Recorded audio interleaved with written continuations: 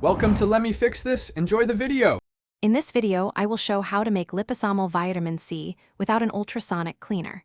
Start by measuring your ingredients precisely and sanitizing all tools. Blend distilled water, powdered vitamin C, and sunflower lecithin until smooth. Chill the mixture briefly, then continue blending in short bursts to build stable liposomes. Store in a sterilized glass jar in the fridge and use within a week for best potency and freshness. Gather clean supplies and precise measurements before you begin.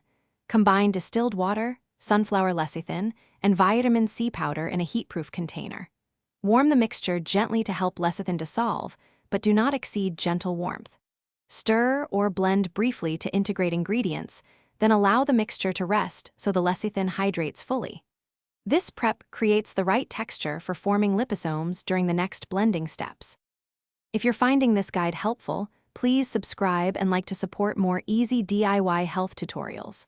Quick recommendation: life's too short for a stinky car. Grab Little Tree's black ice as a light, refreshing reward after kitchen chemistry. It pairs humorously with homemade projects and keeps your car smelling nice between experiments. Check the description for the link and other deals, and now let's get back to the video.